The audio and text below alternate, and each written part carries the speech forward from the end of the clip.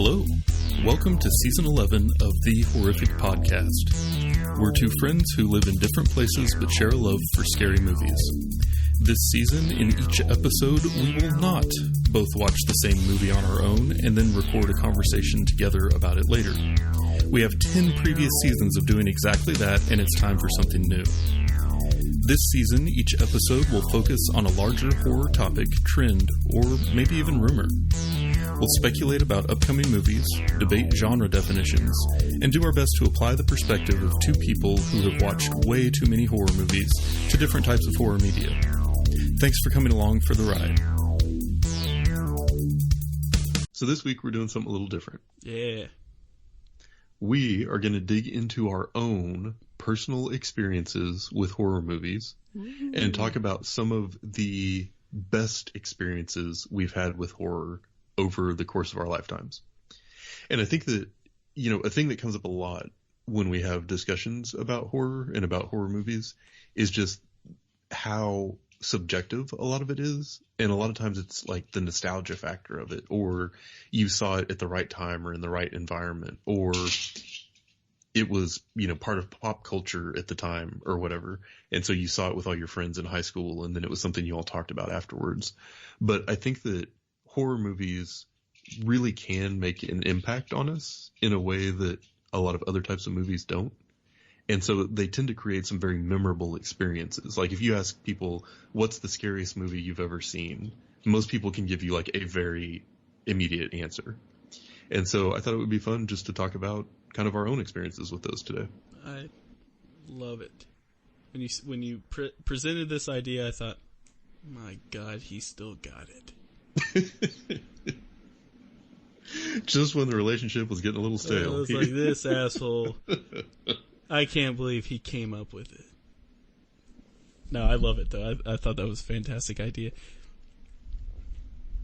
So, yeah, I didn't really have a lot of format around this other than I picked, like, 4 movies. Yeah. And that I saw at, like, very different times in life and figured we could kind of talk about it. Mm-hmm. How many did you have?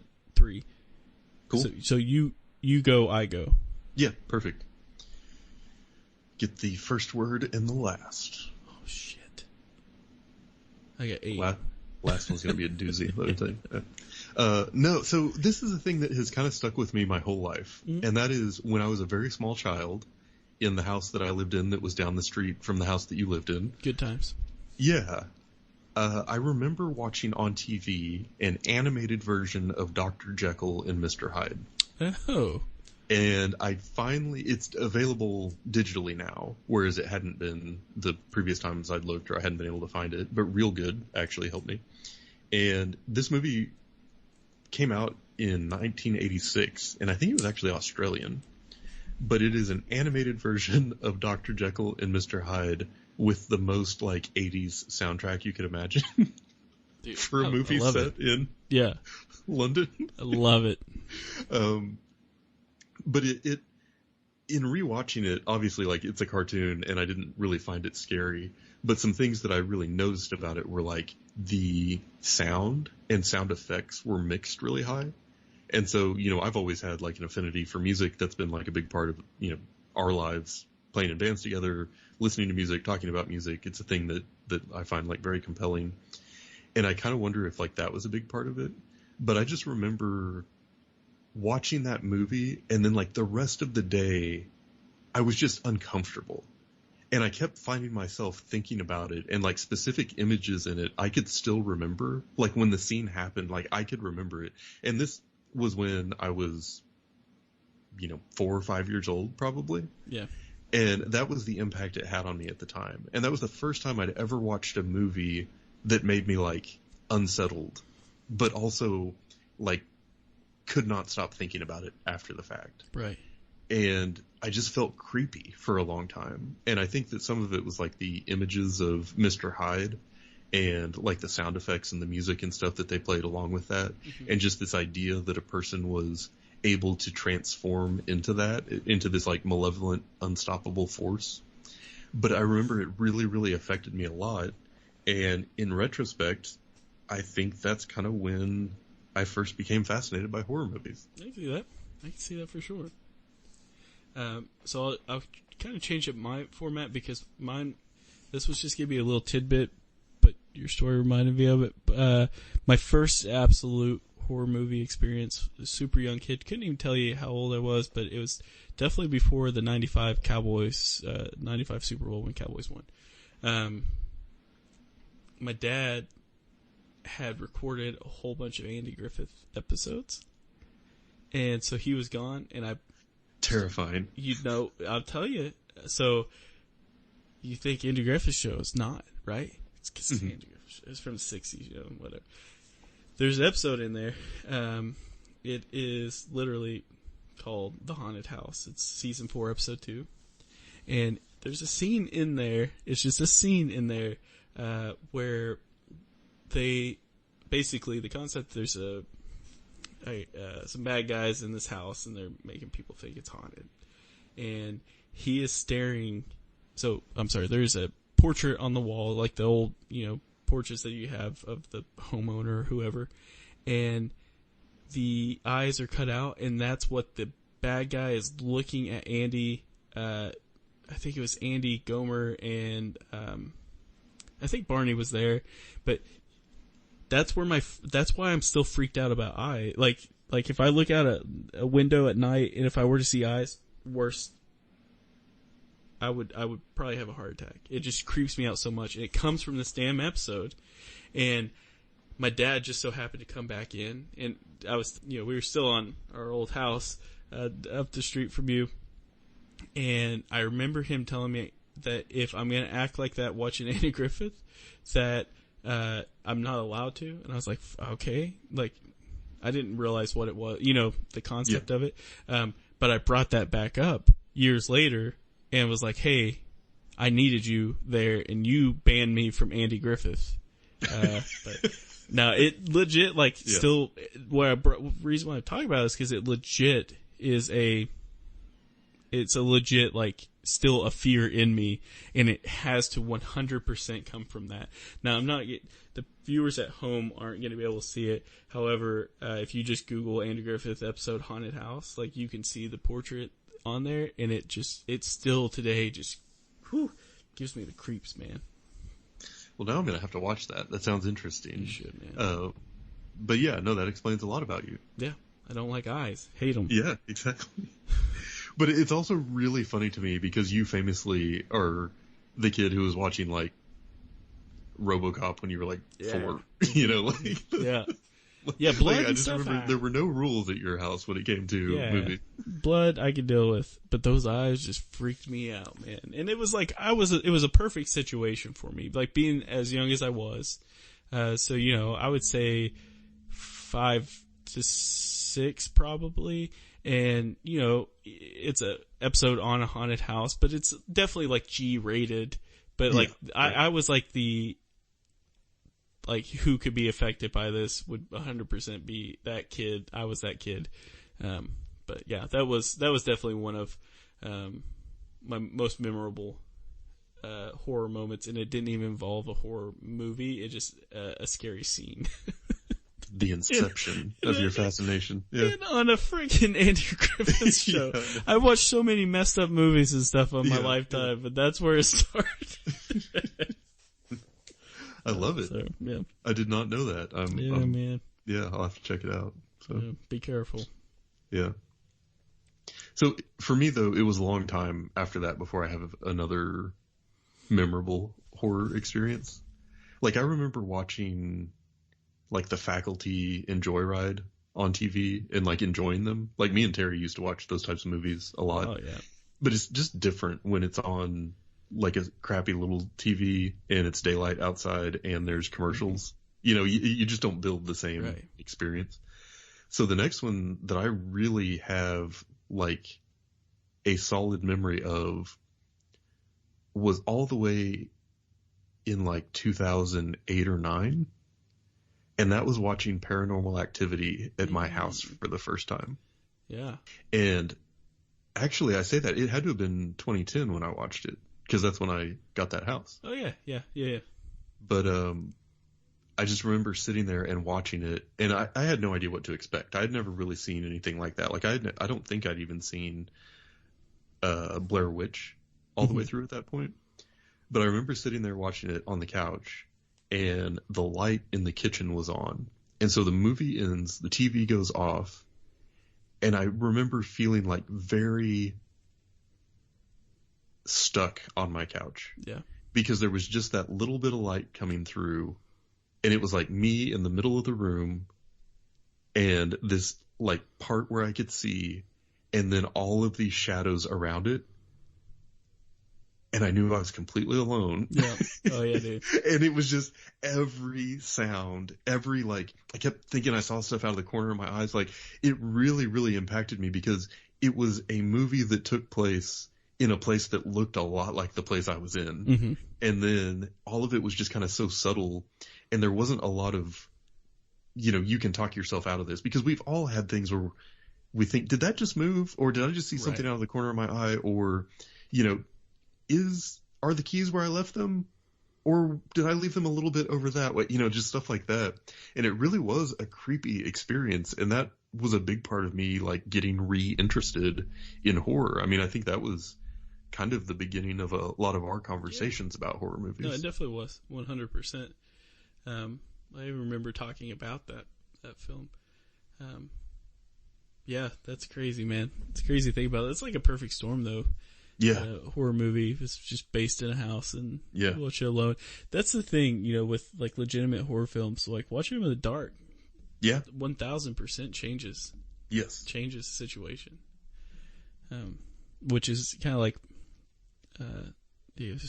for my next one was, right around the same time actually. So this is what I call, PR, pre-religion in my household. And so the golden years. And so this is like also the only time like I felt like my family got together for like an actual you know, so I'm big on like traditions when it comes to holidays. Yes. And this is where it has to come from. So we like carve pumpkins. It was Halloween time. Carve pumpkins. Then my dad and mom, and this is also pre-sister too, my younger sister. She wasn't here yet, so that my parents were still cool. And so like they sent me and my brother to our room. We were kind of confused. They're like, we just want to clean up, you know, get everything ready. And we're like, okay. So what happened was they went out and rented Halloween 3, because that was all that was there, because we procrastinate in my family. And so they rented Halloween 3 and Season of the Witch, and my dad has like, he's laying on like the love seat, and he has me lay it like with him, you know, so kind of like I'm in front of him, and my brother's kind of lounging over on the bigger couch by my mom, and they went through so much to try to get us scared, and they succeeded 100%. But like my dad he had a Dallas Cowboy plastic figurine of Troy Aikman, and he tied a fishing string around that and then hit it like behind our TV, basically where like and then he tied it to his toe. So like he's laying down with his feet facing the TV, and all of a sudden, you know, it's getting to a tense part, and he starts kind of casually move his toe, and all you hear is click, click. And like, so it's, and it's across the room, you know? Yeah. And so we're initially kind of freaking out. I start falling asleep because I'm a kid it's past my bedtime. And so like he literally like is like kind of shaking me to keep me awake kind of thing. My mom had, a string tied to some books, and, so she pulled them and books fell off the bookshelf that we had up. And, I don't know. It's just, even though that was like not the greatest film of all time, just the memory of like the family doing that is just like, it's like, yeah, that's 100% what my son's going to have to deal with when, you know, growing up with a dad like me. Like, yeah. These are things we do. And Katie's family actually did similar stuff. Like her dad would scare him with a chainsaw outside her window when she was having scary movie night. Yeah. Like, so like this is happening. That's amazing. Yeah. And it's like, you know, you don't want to feel like you're taking your anger out of like all the sleepless nights that you have with her firstborn, but you're also like, yeah, just hold on, buddy. As soon as this won't damage your brain, you're in for right. But yeah, that was such a fun, kind of wholesome situation, even though I was watching Season of the Witch as a 5-year-old. a 5-6-year-old, which is funny. I'm so messed up, man. Explains a lot. It does. Yeah. My next one was actually one that I experienced with Sarah. And who? This was and I was thrown off because the movie is Insidious, and everything that I found online said it came out in 2010, but I remembered seeing it like early in the year, and she and I were not together early in the year in 2010. Yeah. But then I did some more reading, and I realized it actually was in most theaters in the U.S. in like April 2011. Okay. Her birthday is in May of 2011. Gotcha. And so for one of like our first things that we did together is we went to Bricktown in Oklahoma City for her birthday weekend. And while we were there, we realized most of Bricktown was closed on Sunday night. So there was like nothing to do. But they had a movie theater. And I'm pretty sure that she just looked at the movies that were playing and then sorted by IMDb score. And was like, oh, people seem to really like this Insidious. We should check it out. Come on. Big mistake, Sarah. I had no idea what she was getting into. Yeah. So that movie is creepy. Real creepy. And it was intense in the theater. Yeah. And when we walked out, it was night and a storm had blown in. Yeah. So there was like a breeze and there was like kind of some lightning like crackling in the clouds. All of the streetlights were on and Bricktown was deserted. So like the rain had hit, everyone had gone home, and now the weather was just the creepiest it's ever been. Right. And we're alone in the middle of this like abandoned outdoor space. Yeah. Which, you know, being Oklahoma, my thought knowing that it's in Oklahoma is like, was the scare, like the intensity that you felt from the movie, or just thinking like, oh shit, if everyone's gone, the tornado is probably coming. Right. Yeah. But that was also the moment that I found out that she like absolutely hates scary movies. Yeah. So I was like, happy birthday. But it was a really creepy experience. Like to sit through a movie like that was that kind of like paranormal and mind bendy, and then to walk out to that environment and have to walk all the way across the area was in that weather was just one of the creepier experiences. Like it almost felt like being in a haunted house. Yeah. And it was really just, I thought, a cool experience, and she hated it so much. And it pretty much has just kind of defined the vibe of our relationship ever since. Yeah. And this new relationship. So like when you walk out, like you're still trying to impress her, right? Cause you guys, so it didn't like you start dating like February 14th or something like that. So like this was still just a couple months into this. Yeah. This was pretty early on. Yeah. So. This was before she stole you from me too, for the record, for people listening at home. Yes. So I would say like my third, I would say favorite, because it started this new venture that we're doing, was when we did like technically the first 3 horror movies that we did for the podcast, because we did 3 at a time because we were stupid. Yes. But just watching Funny Games, for the first time, and because like it's a whole new experience, like doing that. Like watching it and trying to think of like what you want to talk about, and like I felt like I was noticing things a little bit more, trying to put like actual thought. Like this is still like yet again first episode, but it's just exciting to know this new thing that we're going down, this new road that we're going down, that just makes me kind of excited to think about. Just thinking like, God, I don't even go back and listen to the old ones, because I think like the first couple like was recorded on like a Apple microphone. Yeah. Yeah, they're pretty rough. Yeah. And, but anyway, that was like really exciting, really good time. I still remember watching them with Katie, at our apartment that we had, and just, it was like the start of it. Like now, like she kind of knows like, he kind of needs to focus when doing, when watching these, because, there's so many interruptions and I get distracted super easily. But it was just kind of interesting, like, and she would add input and stuff, and it was just real fun time. If I knew what I was getting myself into, I would have backed out long ago. Wouldn't we all, man? Yeah. But, so I got that one, definitely one of the favorites, just a little snippet. So Terry, who you mentioned in your last story, who was a mutual friend, I lived with him when you, probably when you were moving into your new house was around the same time. And, he is the worst person to watch any horror film with because I'm watching Strangers with him. I'm tripped out. Like I am also super drunk, but like super tripped out. This asshole over here to my right is laughing.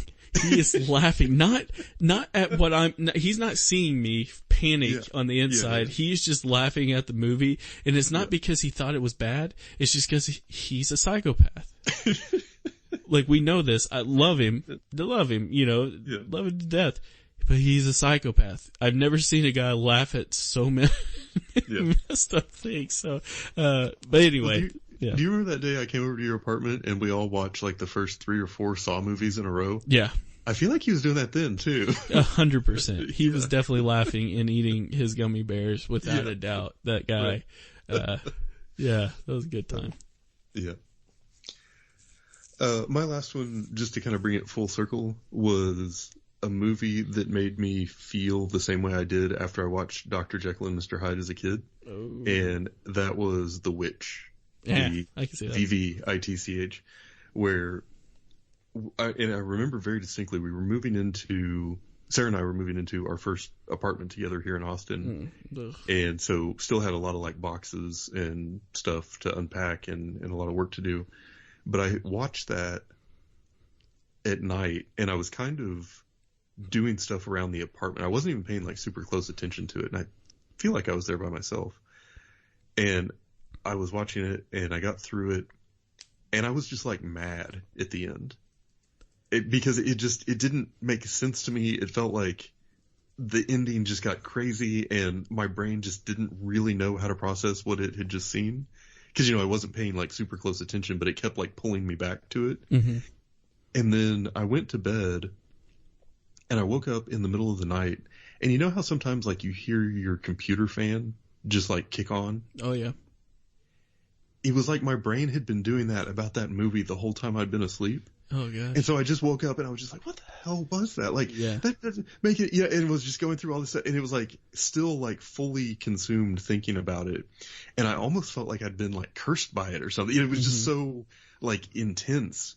And even the next day, I felt like very preoccupied with it. It was like, it just couldn't get out of the back of my brain.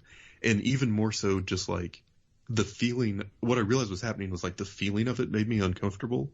So I was trying to, in my mind, talk through like why I didn't like it or what was wrong with it or something. Mm-hmm.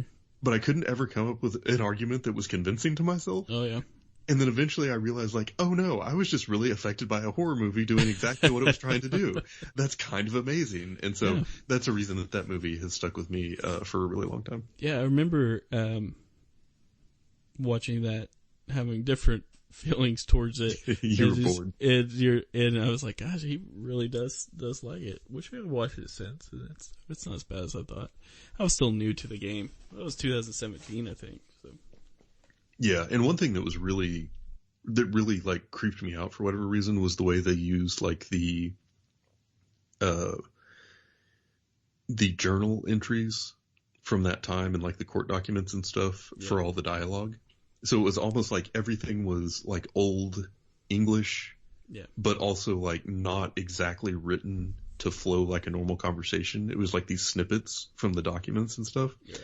And something about that just really messed with my head because like the combination of that with the visuals, like the whole thing was just very overwhelming for some reason. Yeah, I see that for sure. So yeah, intense, that's my list. Yeah, that was good. A lifetime of horror. Definitely nice going down memory lane because like just all these stories just pop up. Just thinking like when you're trying to prepare for the podcast, not really basing it off of experience. You're just trying to think like, okay, what did I watch that really hit home? Yeah. And then as we're talking about it, it's like, well, I remember us watching Strangers together. Things like that. You're like, damn, should have came up with that. Yeah, definitely. As we're talking, I've got like a million more now than when I was thinking before. But yeah. No, it's fun. And I feel like the next phase for this podcast needs to be really leaning into a t-shirt game. Because I feel like we could sell nearly a handful of t-shirts that say Andy Griffith ruined my childhood. You're damn right. You're damn right. No, I don't want them to cancel that guy. That's an amazing story. Yeah, man. That's I'll tell you, 100% true situation, without a doubt. I still remember being pissed off, being told that I can never watch it again. Yeah. So yeah, that was my list, and I guess the last thing is, if any listeners have meaningful horror experiences that they would like to share, then hit us up. Yeah. The Horrific Podcast? Pod? The Horrific Pod at gmail.com. Yeah. What would be really dope is if we could compile lists and do an episode on their stories of how it affected them. So yeah, send and as many as you can. I feel like we should also just ask the people around us too. That's true. Like, it would be cool to get a list of, like, these are the movies that have ruined the most lives. You know what I mean? Like, these are, because I think there will be examples of, like, movies that scared people forever and movies that made people into horror forever. Mm-hmm. And I feel like Jaws is one that ruined a lot of people. I see that. I feel like that would come up a lot. And that's it for today's episode. If you've listened this far, then thank you, and we hope you've enjoyed it. We're always looking for new ideas, so if you have any questions, comments, or movie suggestions, please send us an email at thehorrificpod@gmail.com, or feel free to comment on or message our Facebook page. Just search for The Horrific Podcast. Thanks for listening.